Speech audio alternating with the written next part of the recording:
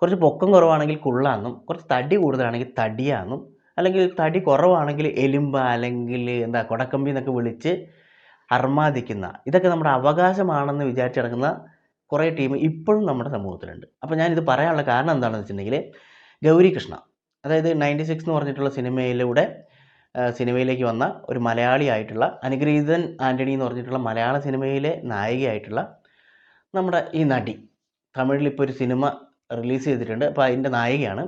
അപ്പോൾ ആ നായിക, ഇവരെല്ലാവരും കൂടി ഒരു പ്രസ് മീറ്റ് നടത്തുന്ന സമയത്ത് ഈ നായികനെ അവിടെ ഇരുത്തിക്കൊണ്ട് തന്നെ നായകനോട് ഒരു ഡയലോഗ് നമ്മുടെ സോഷ്യൽ മീഡിയ അല്ലെങ്കിൽ ഓൺലൈൻ മീഡിയ എന്ന് പറയുന്ന കുറേ ടീമുണ്ടല്ലോ, അതായത് ഫോണും പിടിച്ച് വന്നിട്ട് അയ്യോ ഞാൻ മറ്റേ പത്രക്കാരനാണ് അല്ലെങ്കിൽ റിപ്പോർട്ടറാണെന്നൊക്കെ പറഞ്ഞു വരുന്ന നമ്മുടെ നീലക്കുയിലും മഴവിൽക്കുയിലൊക്കെ പോലെയുള്ള അതേപോലെയുള്ള തമിഴ്നാട്ടിലെ ടീം ഈ നായകനോട് ചോദിച്ചു.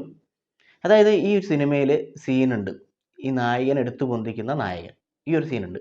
അപ്പോൾ ഈ നായകനോട് ചോദിക്കുകയാണ്, എങ്ങനെയുണ്ട് എടുത്തു പൊന്തിക്കുമ്പോൾ, നല്ല വെയിറ്റ് ഉണ്ടായിരുന്നോ, എങ്ങനെയാണ് നിങ്ങൾ എടുത്തു പൊന്തിച്ചത്, അല്ലെങ്കിൽ ഇത്രയും ചെറിയ കുട്ടീനെ അല്ലെങ്കിൽ ഇത്രയും ചെറിയ പെണ്ണിനെ എന്തിനാണ് ഈ സിനിമയിലേക്ക് എടുത്തത് എന്നൊക്കെയുള്ള നമ്മുടെ സ്വാഭാവികമായിട്ടും നമ്മുടെ ഓൺലൈൻ ചാനലുകൾ, ഓൺലൈൻ മീഡിയക്കാർ ചോദിക്കുന്ന കുറച്ച് ഊള ക്വസ്റ്റ്യൻസ് ഇല്ലേ, അത് അവിടെ ചോദിച്ചിട്ടുണ്ടായിരുന്നു. അപ്പോൾ ഇത് കേട്ടിട്ട് നമ്മുടെ മലയാളത്തിലെ കുറേ പേര് ഇതെല്ലാം കേട്ട് സഹിച്ച് ബുദ്ധിമുട്ടി നിൽക്കുന്നവരുണ്ട്. അതായത് എങ്ങനെ ഇവരോട് പറയും, ഇത് പറഞ്ഞിട്ടുണ്ടെങ്കിൽ നമ്മൾ ഏറിപ്പോവോ എന്ന്, അല്ലെങ്കിൽ ഇതിന് മറുപടി പറഞ്ഞാൽ നമ്മൾ ഏറിൽ പോകുമോ എന്ന് പേടിച്ചിട്ട് മിണ്ടാതെ ഇവരെന്ത് ഊളത്തരം ചോദിച്ചാലും ചിരിച്ചുകൊണ്ട് അല്ലെങ്കിൽ വിഷമിച്ചുകൊണ്ട് പോകുന്ന കുറേ വീഡിയോ നമ്മൾ കണ്ടിട്ടുണ്ട്. പക്ഷേ ഗൗരി കൃഷ്ണ എന്ത് ചെയ്തു എന്ന് വെച്ചിട്ടുണ്ടെങ്കിൽ, ഈ ചോദ്യത്തിനെതിരെ അവിടെ എന്താ പറയുക പ്രതികരിച്ചു. അപ്പോൾ പ്രതികരിച്ചു കഴിഞ്ഞപ്പോഴത്തേനും നമ്മുടെ ഈ പറയുന്ന ഓൺലൈൻ മീഡിയ ചേട്ടൻ തിരിച്ചങ്ങോട്ട് എന്തെല്ലോ പറയുകയാണ്. അതായത് ഒരു അന്തവും കുന്തവും ബന്ധവും ഇല്ലാണ്ട് ഇങ്ങനെ ഡയലോഗ് അടിക്കുകയാണ്. അല്ലെങ്കിൽ തന്നെ ഇവന്മാർക്ക് സിനിമേൻ്റെ പ്രൊമോഷന് വേണ്ടി വരുന്ന സമയത്ത് ഇവരുടെ പേഴ്സണൽ കാര്യങ്ങൾ എന്തിനാണ് ചോദിക്കേണ്ട ആവശ്യം? അതായത് ഇതെടുത്തു പൊന്തിച്ചപ്പോൾ, അതായത് ഇവരെ എടുത്തു പൊന്തിച്ചപ്പോൾ നിങ്ങൾക്ക് നല്ല വെയിറ്റ് ഉണ്ടായിരുന്നോ, എത്ര വെയിറ്റ് ഉണ്ടായിരുന്നു, എങ്ങനെയാണ് എടുക്കാൻ പറ്റിയിരുന്നോ, ഇതൊക്കെയാണ് ഒരു സിനിമ പ്രൊമോഷൻ്റെ അല്ലെങ്കിൽ ഒരു സിനിമേൻ്റെ കാര്യം സംസാരിക്കാൻ വേണ്ടി ഒരു പ്രസ് മീറ്റ് വിളിക്കുന്ന സമയത്ത് ഈ പറയുന്ന ഓൺലൈൻ ചാനൽ എന്ന് സ്വയം വിളിക്കുന്ന, അല്ലെങ്കിൽ എന്താ പറയുക, ഒരു ഫോണും പിടിച്ചുകൊണ്ട് വന്നിട്ട് ഓരോ ക്വസ്റ്റ്യൻ ചോദിക്കുകയാണ്. ഇപ്പം ഉദാഹരണം പറയുകയാണെങ്കിൽ എന്താണ്, നമ്മുടെ നീലക്കുയിൽ എന്ന് പറഞ്ഞിട്ടുള്ള ചാനൽ നിങ്ങൾക്കറിയാമല്ലോ.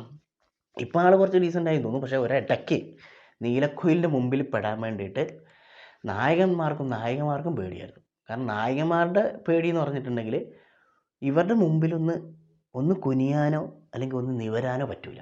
അന്നേരം ഇവർ വീഡിയോ എടുക്കും. എന്നിട്ട് ആ വീഡിയോ എടുത്തിട്ട് ഇതിൻ്റെ ക്യാപ്ഷൻ എന്നൊക്കെ പറയുന്നതാണ് കോമഡി, വലിയ വലിയ കോമഡികളാണ്. അപ്പോൾ അതൊക്കെ ഒരു കാലത്ത് നമ്മുടെ മലയാളത്തിലുണ്ടായിരുന്നു. ഇപ്പോഴും അവിടെ ഇവിടെയൊക്കെ ആയിട്ടുണ്ട്, എന്നാലും കുറവാണ്. ഇവന്മാർ ഇതാണ് ഇവരുടെ പരിപാടി. അപ്പം തമിഴ്നാട്ടിലും ഈ പരിപാടി ഉണ്ട്. തമിഴ്നാട്ടിൽ നിന്നല്ല, എല്ലായിടത്തും ഉണ്ട് ഈ പരിപാടി. യൂട്യൂബും ഇൻസ്റ്റാഗ്രാമും അല്ലെങ്കിൽ ഈ പറയുന്ന ഓൺലൈൻ പരിപാടിയൊക്കെ ഉള്ള സ്ഥലത്തെല്ലാം ഇതെല്ലാം ഉണ്ട്. പാപ്പരാസികൾ എന്ന് പറയും. അപ്പോൾ ഇവർക്ക് അറിയേണ്ടത് സിനിമയെക്കുറിച്ചോ അല്ലെങ്കിൽ സിനിമ എങ്ങനെയാണെന്നോ സിനിമയിൽ അഭിനയിച്ച അല്ലെങ്കിൽ ആ ഒരു കഥാപാത്രത്തെക്കുറിച്ചോ ഇതൊന്നും അല്ല അറിയേണ്ടത്. ഇവരുടെ പേഴ്സണൽ കാര്യങ്ങളാണ്. അല്ലെങ്കിൽ ഇപ്പം ഇങ്ങനെ നോക്കുമ്പോൾ കുറച്ച് തടി കൂടുതലാണല്ലോ, അപ്പോൾ എങ്ങനെയാണ് നായകൻ ഇവരെ എടുക്കുക എന്നൊക്കെയുള്ള രീതിയിലുള്ള ഡയലോഗ്. അപ്പോൾ ഇത് നമ്മുടെ ഗൗരി കൃഷ്ണയ്ക്ക് ഇഷ്ടപ്പെട്ടില്ല. ഗൗരി കൃഷ്ണ തിരിച്ച് നല്ലോണം പറഞ്ഞു. ഓക്കെ, അപ്പോൾ അത് പറഞ്ഞത് വളരെ മാന്യമായിട്ടുള്ള രീതിയിൽ തന്നെയാണ് ഇവർ പറഞ്ഞിട്ടുള്ളത്. പക്ഷേ കൂടെ ഗൗരി കൃഷ്ണൻ്റെ കൂടെ ഡയറക്ടർ ഉണ്ടായിരുന്നു, നായകനുണ്ടായിരുന്നു, എല്ലാ ടീമും ഉണ്ടായിരുന്നു. പക്ഷേ ഒരക്ഷരം മിണ്ടിയിട്ടില്ല, കേട്ടോണ്ടിരിക്കുക. ഇങ്ങനെ എമ്മാതിരി അല്ലേ. അതായത് സിനിമയിൽ മാത്രമേ യുവന്മാരെല്ലാം നായകന്മാർ ആവുന്നുള്ളൂ. റിയൽ ലൈഫിലേക്ക് വരുമ്പോഴത്തേനും ഇതേപോലെ മണ്ണുണ്ണികളായിട്ട് ഇങ്ങനെ നോക്കിക്കൊണ്ടിരിക്കാൻ മാത്രമേ പറ്റുള്ളൂ എന്ന് ഇവർ വീണ്ടും തെളിയിച്ചിരിക്കുകയാണ്. ഒരുപാട് കേസുകൾ ഇതുപോലെ വന്നിട്ടുണ്ട്. അതായത് ഏതെങ്കിലും നായികമാർക്ക് എന്തെങ്കിലും ഒരു പ്രശ്നം വരുന്ന സമയത്ത് മിണ്ടാട്ടം മുട്ടിയിട്ട് ഇങ്ങനെ ചുറ്റും വായും പൊളിച്ച് നോക്കിയിരിക്കുന്ന ഡയറക്ടേഴ്സിനെയും നായകന്മാരെ നമ്മൾ ഒരുപാട് കണ്ടിട്ടുണ്ട്. അതേപോലെ തന്നെ ഈ ഒരു കേസിലും ഇത് തന്നെയാണ് സംഭവിച്ചത്. അതായത് അവർക്ക് നേരിടേണ്ടി വന്നിട്ടുള്ള ബോഡി ഷെയ്മിങ്ങിനെ കുറിച്ച് അവർ സംസാരിക്കുന്ന സമയത്ത് അവരെ സപ്പോർട്ട് ചെയ്തുകൊണ്ട് സംസാരിക്കാൻ വേണ്ടി ഈ പറയുന്ന നായകരും ഡയറക്ടറും നിന്നിട്ടില്ല. അതുതന്നെയാണ് ഇവരുടെ ഇപ്പോഴത്തെ മെയിൻ വിഷമവും. അതായത് നമുക്കെതിരെ ആരെങ്കിലും ഒരാൾ ഇതേപോലെ ബോഡി ഷെയ്മിങ് അല്ലെങ്കിൽ എന്തെങ്കിലും കളിയാക്കൽ രീതിയിലോ പറയുന്ന സമയത്ത് നമ്മുടെ കൂട്ടത്തിലുള്ളവർ പോലും അതിനെതിരെ നിൽക്കുന്നില്ലെങ്കിൽ അല്ലെങ്കിൽ അതിനെതിരെ സംസാരിക്കുന്നില്ലെങ്കിൽ പിന്നെ ഈ പറയുന്നവരോട് പറഞ്ഞിട്ട് എന്ത് കാര്യം? അതാണ് ഇപ്പോഴത്തെ അവസ്ഥ. ഓക്കെ, ഏതായാലും നമുക്ക് ഗൗരി കൃഷ്ണൻ്റെ ആ ഒരു വീഡിയോ നമുക്ക് ജസ്റ്റ് ഒന്ന് കണ്ടു നോക്കാം.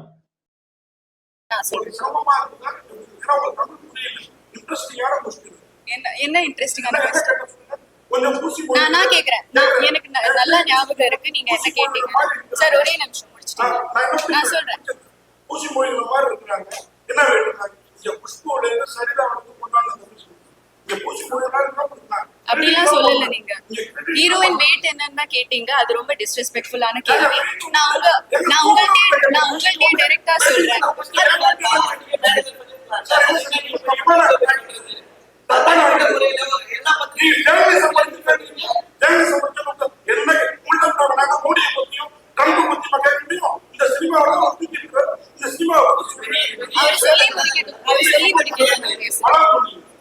அவர் சொல்லி முடிக்கட்டும் நான் பேசுறேன். சொல்லாமா நீங்களும் சொல்லிட்டீங்களா? ஆமா, அன்னைக்கே சொல்ல வேண்டிய விஷயத்தை சரி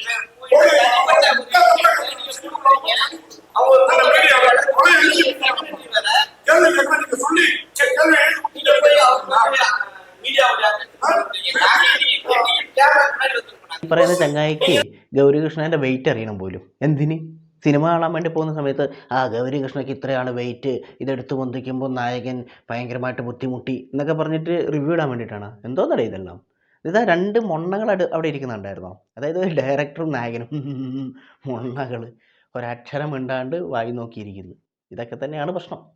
ഓക്കെ, അപ്പോൾ എന്തായാലും ഗൗരികൃഷ്ണ അടിപൊളിയായിട്ട് മറുപടി കൊടുത്തിട്ടുണ്ട്.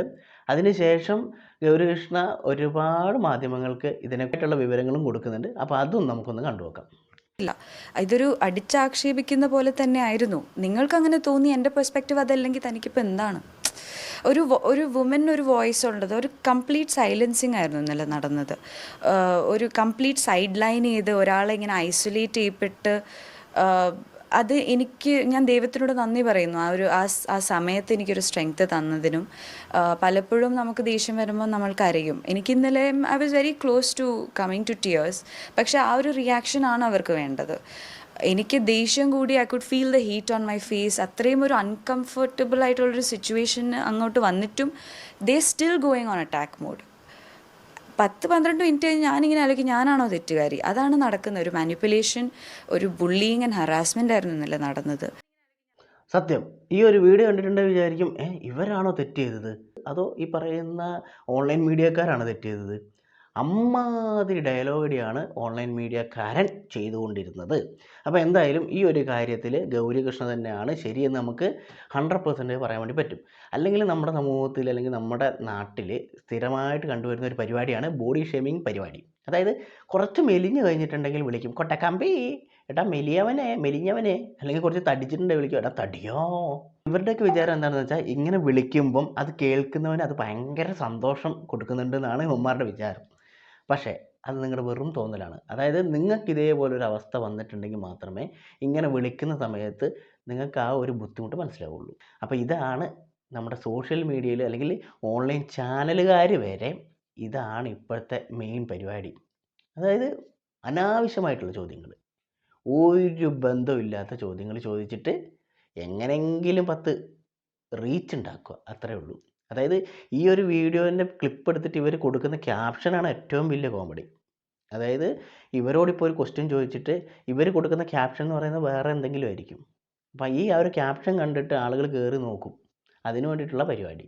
എന്നിട്ട് ചോദ്യം ചെയ്യുന്ന സമയത്ത് അവൻ അവിടെ നിന്നിട്ട് ഡയലോഗ് അടിക്കുന്നു. എങ്ങനെയുണ്ട്? കൊള്ളാം. എന്തായാലും എന്താണ് നിങ്ങളുടെ അഭിപ്രായം എന്നുള്ളത് നിങ്ങൾ താഴെ കമൻറ്റ് ബോക്സിൽ രേഖപ്പെടുത്തുക.